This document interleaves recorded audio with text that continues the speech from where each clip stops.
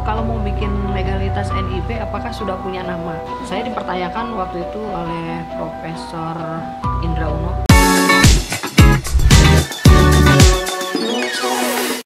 Halo, selamat pagi teman-teman semuanya. Kali ini ramai sekali ya di pagi hari ini ya, tentu saja ramai sekali ya karena ini merupakan segmen yang ditunggu-tunggu nih oleh teman-teman semuanya, yaitu Jagoin UKM, jago bisnisnya, ngalir cuannya. Pastinya ya selalu ada cerita nih di balik setiap rasa, di balik setiap produk yang diperjuangkan ya oleh para UMKM kita Indonesia nih. Nah, di Jagoin UKM ini bukan hanya sekedar ngomong-ngomong tentang bisnis ya, tapi kita bicara tentang ide, mimpi dan juga perjuangan. Nah, hari ini saya sudah mengajak dan juga sudah hadir di sini ya seorang perempuan, seorang ibu yang sudah memberikan rasa berbeda sekali ya dari melalui produk-produk unik kali ini, yaitu sudah ada nasi kebuli instan, ada pop laksa dan juga hingga cookies mocha yang crispy-nya luar biasa nih ya.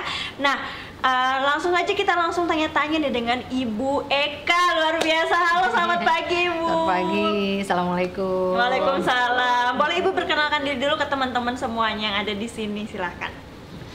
Assalamualaikum warahmatullahi wabarakatuh. Perkenalkan teman-teman, nama saya Eka Juniarsi, owner kedai Bintang Sawi dari UMKM Kecamatan Cibodas, Kota Tangerang. Kenapa namanya itu Bintang Sawi sih Bu? Iya, Bintang Sawi berasal dari tempat wilayah saya sendiri, yaitu di Jalan Sawi Raya.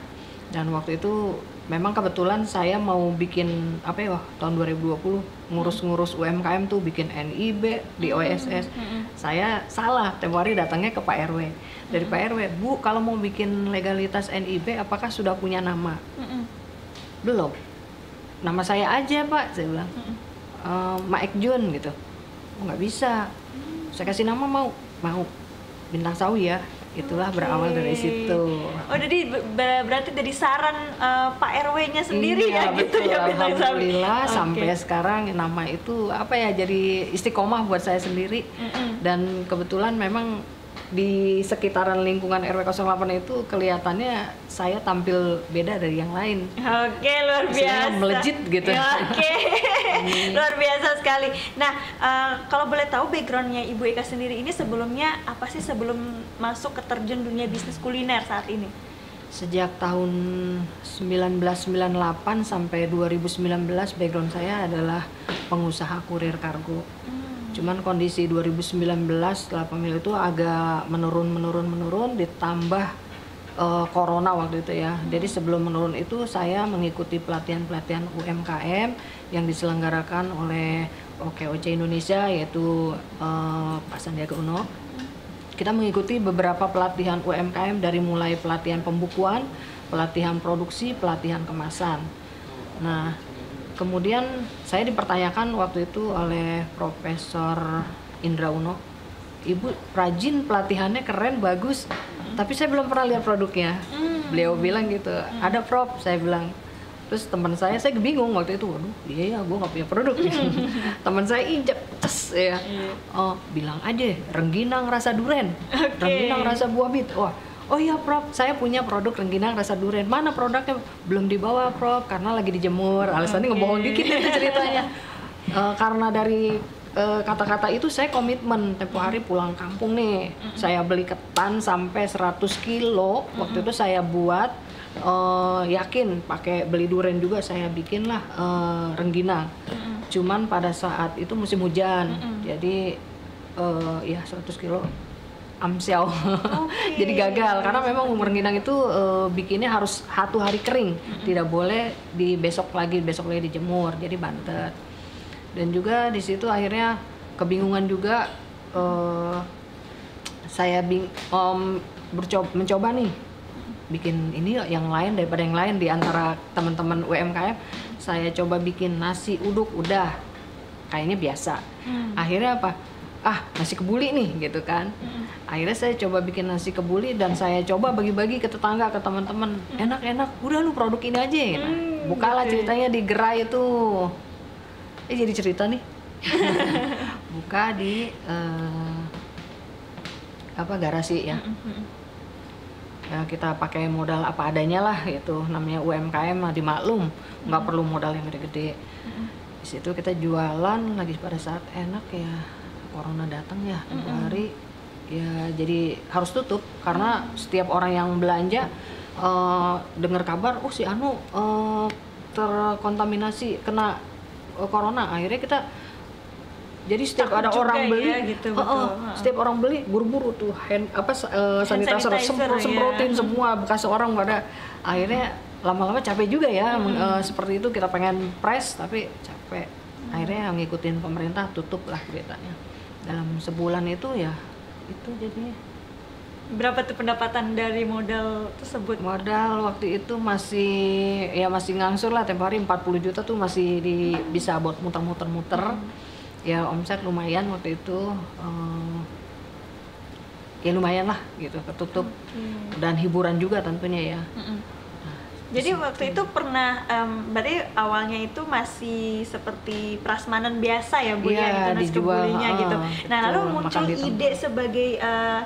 muncul idenya nasi kebuli instan ini kapan Ibu? Nah, tahun 2020 setelah tutup kedai, akhirnya saya istikharah minta sama Allah, ya Allah, saya nih nggak bisa nganggur, saya nih nggak bisa diem seperti ini, saya bagaimana saya jalan ya Allah, saya bilang. Terus kayak terpikir, kenapa nggak bikin nasi kebuli? Nah aku konsultasi juga sama teman-teman, lu bikin nasi kebuli instan bener, katanya kalau corona begini dijual online. Nah masukan dari teman-teman, akhirnya aku nyoba dengan kemasan ala kadarnya waktu itu, standing pots bening, kasih tempel stiker jebret gitu kan, isi bungkusannya juga masih pakai plastik biasa gitu. Dan alhamdulillah pada tahun 2021 saya dapat binaan dari Dinas Indakop UKM Kota Tangerang, yaitu berupa pelatihan, mulai pelatihan kemasan. Jadi ada sejarahnya dari pelatihan kemasan itu sampai jangan seperti ini gitu kan. Akhirnya rubah seperti ini, rubah pakai alufoil. Udah suruh rubah pakai alufoil masih juga ditempel stiker. Karena memang keterbatasan untuk UMKM modal. Tapi saya tidak berkecil hati, saya tetap semangat. Biasa. Sampai saatnya tahun 2022 punya kemasan seperti ini. Di tahun 2022 sudah jadi ya, luar biasa. Jadi. Tantangan yang Ibu rasakan saat itu apa sih dalam membuat kemasan ini menjadi instan gitu? Apakah ada penolakan dari customer Ibu? Aduh ngapain sih bikin yang cara instan misalnya seperti itu? Alhamdulillah sih kalau untuk penolakan tidak ada. Cuman memang waktu konsultasi ke Bapak Kadis, Bapak Suli waktu itu saya konsultasi, kenapa bikin nasi gini? Ini udah banyak di marketplace. Apa itu Pak marketplace? Saya masih awam waktu itu ya. Saya nggak tahu gaptek lah pokoknya. Iya betul. Di kayak gini, dibukalah di toko itu gitu kan, di marketplace. Pas dilihat, saya baru tahu Pak, saya bilang produk ini. Tapi yakin produk saya bakal maju gitu kan. Saya tetap ikuti alur sampai PIRT, legalitas ya, sampai halal dari NIB kelanjutannya itu. Jadi Ibu sudah yakin bakal bisa merosot ya dengan adanya regulasi dan juga menanjak, aman ya gitu. Menanjak ya? Bukan merosot. Luar biasa. Jadi ini untuk regulasinya sendiri sudah aman Bu, sudah ada apa aja nih Bu kalau boleh tahu? PIRT-nya sudah, halal. Terus halal sudah, terus haki juga kita sudah ya, haki merek. Terus nutrition pack sudah ada, dan tinggal saat ini kita mengikuti program dari dinas, itu program SNI ya, di Standar Nasional Indonesia untuk industri, Standar Nasional Industri. Nah nanti kalau misalnya sudah ada SNI, insya Allah legalitas itu akan booming untuk produk kita semua, untuk UMKM tentunya. Terus sementara memang kemarin sudah ada untuk mendapatkan SNI, cuman baru produk ini, produk cookies mocha, untuk produk nasi kebuli instan dan teman-temannya belum ada karena memang langka, jadi tidak ada di daftarnya itu. Kalau ini kan biskuit gitu kan, yang langsung ready to eat. Kalau mereka kan instan agak lumayan, kudu dimasukin magicom, yang laksa kudu diseduh air panas, seperti pop laksa gitu. Oke, nah untuk isiannya dari nasi kebuli instan ini apa aja sih Bu kalau boleh tahu gitu? Ada rasa kan untuk nasi kebuli ini kan ada banyak sekali ya variannya ya teman-teman semuanya, ada yang kambing, ayam gitu. Nah kalau boleh tahu isinya itu apa aja sih Bu? Nih nasi kebuli instan itu tidak sama dengan nasi kebuli yang saya jual tempo hari ya, yang ready to eat. Karena untuk proses pengemasan dagingnya kan agak rumit. Kita belum ada alat yang canggih seperti saat ini.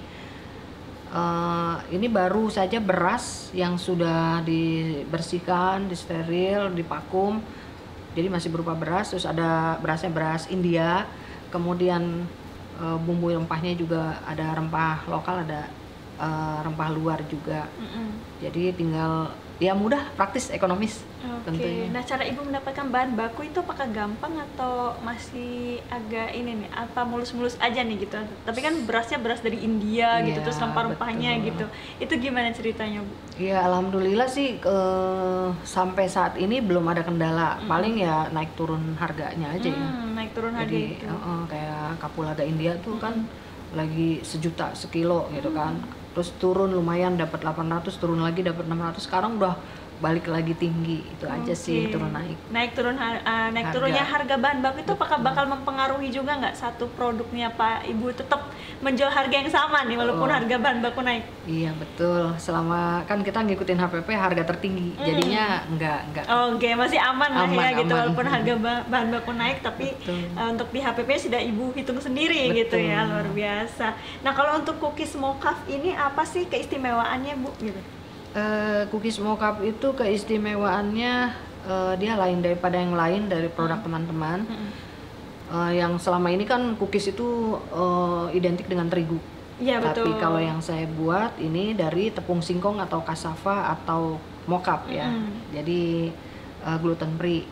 Dia sendiri menggunakan gula aren, tidak terlalu banyak, juga kita menggunakan mentega tawar tentunya. Jadi ya memang di situ intinya aman buat dikonsumsi untuk anak-anak yang autis dan aman juga untuk yang sedang diet.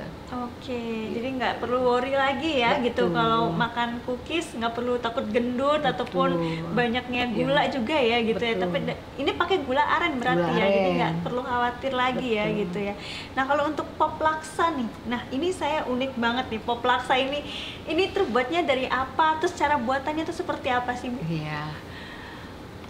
Memang pada penasaran sih intinya. Kemarin dari dinas juga banyak yang pada datang visit ke kita gimana, terus dari FKTS juga, Forum Kota Tangerang Sehat sudah melihat, dan juga dari Dinkes, dari Dinas Ketahanan Pangan juga melihat cara produknya seperti ini.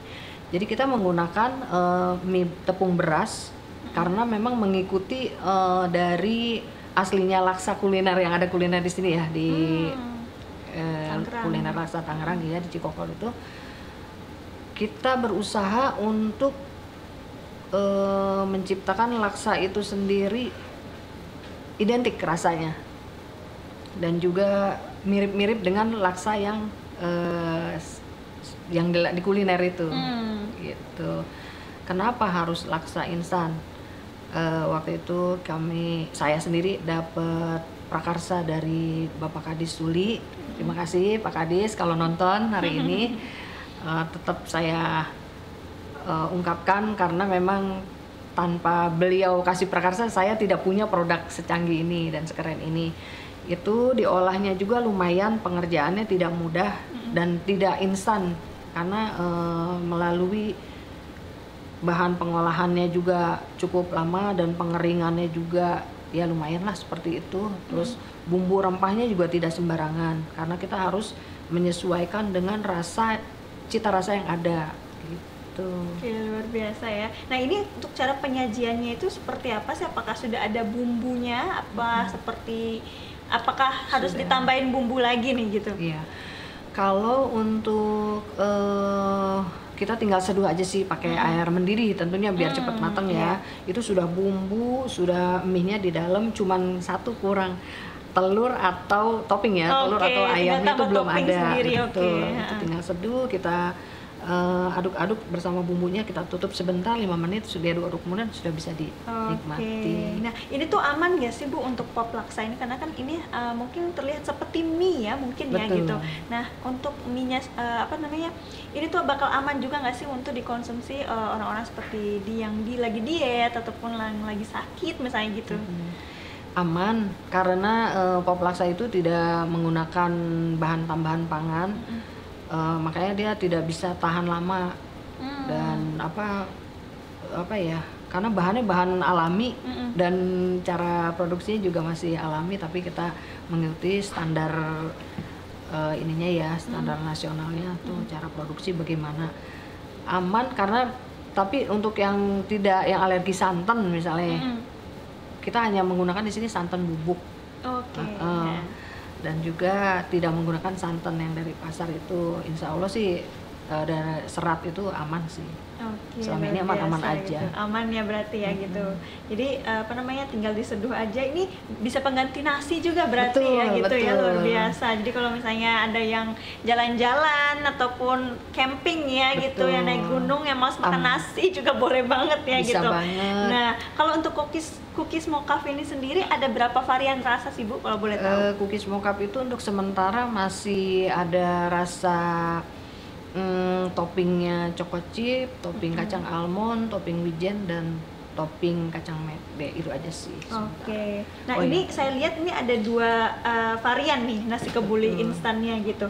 Nah ini apa yang membedakan antara yang besar dan yang kecil nih gitu? Ini yang besar ini sebenarnya kemasannya dulu awalnya seperti ini ya, karena itu ganti tukang cetakan jadi beda. Itu 500 gram untuk yang besar ini, yang ini 250 gram baru tercetus 2024. Kalau aslinya sebesar ini. Pertama bikin. Ini bisa dimakan oleh satu porsi ataupun bisa jadi berapa porsi? 500 gram itu bisa 5 sampai 7 porsi. Banyak juga ya. Ini bisa 2 sampai 3 porsi.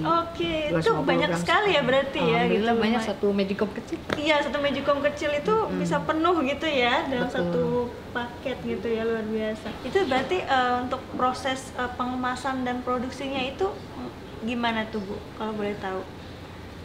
Kita ada dapur khusus ya, jadi kan mengikuti dari dinas ya, pelatihan itu dari dinas kesehatan tentunya. Itu harus dapur terpisah. Nah kebetulan tempat kedai saya waktu itu tempat dagang nasi kebuli dulu, saya tutup rapi pakai kaca, saya bikin untuk tempat produksi dan mengikuti alur prosesnya. Situ. Jadi untuk kebersihan dan juga itu terjamin semua ya, bukan sudah diperiksa oleh tim kesehatan gitu ya. Luar biasa. Seberapa penting sih masuk produk Ibu ke e-commerce gitu? Nah saat kemarin kan Ibu belum tahu nih e-commerce itu apa gitu ya, dan itu bagaimana Ibu cara mempelajarinya, dan sekarang apakah produk dari ini semua ini sudah masuk ke e-commerce untuk saat ini? Insya Allah sudah ada masuk. Waktu itu kan kita dapat binaan dari dinas juga ya, supaya ini harus masuk ke e-commerce ini latihan terus gitu. Terus kita coba main-main HP, ternyata kita sudah bisa terdaftar juga di situ. Istilahnya walaupun gaplek tapi tetap masih bisa ya. Ada di e-commerce 2 toko, dan juga ada juga di Padi UMKM, itu punya pemerintah BUMN. Terus ada di toko PKK, kebetulan saya juga mengikuti kegiatan PKK. Juga ada di gerai-gerai sih produk kita sih. Oh, sudah ada di gerai-gerai. Ada di gerai kecamatan. Di gerainya seperti apa? Gerai kecamatan. Gerai kecamatan ya. Berarti untuk offline-nya juga bisa teman-teman dapetin di gerai kecamatan ya teman-teman semuanya, luar biasa. Dan di toko hypermart juga ada. Udah masuk supermarket juga, hypermart juga sudah ada teman-teman, luar biasa sekali ya. Jadi kalau teman-teman yang belum sempat melihat di e-commerce gitu ya, untuk e-commerce sendiri sudah ada di toko orange atau di toko hijau? Ada toko hijau dan toko oranye. Di toko hijau yaitu tokonya namanya Kedai Bintang Sawi. Untuk yang toko oren itu namanya Kebuli Bintang Sawi. Oke, luar biasa, berarti sudah lengkap ya. Mau nyari di offline juga sudah ada tersedia di supermarket juga, dan juga di tempat tadi apa namanya Bu? Pusat oleh-olehnya ya gitu. Pusat oleh-oleh, dan juga udah ada di e-commerce, dan juga kalau mau mager lagi mungkin ada di Instagramnya ya, Bintang Sawi juga. Boleh juga lewat WA. Orderan selama ini sih lewat WA ya. Oke, masih lewat WA. Nah, untuk sekali orderan itu berapa sih Bu kalau boleh tahu gitu? Misalnya kalau orang-orang customer Ibu gitu. Kalau customer sih mereka belanja tergantung kebutuhan ya. Kadang kayak misalnya dari dinas BPN biasa suka belanja buat goodie bag, dinas-dinas belanja buat goodie bag oleh-oleh. Itu bisa 20 sampai 30 piece atau jadi gabungan gitu. Satu goodie bag tuh isinya 5 produk.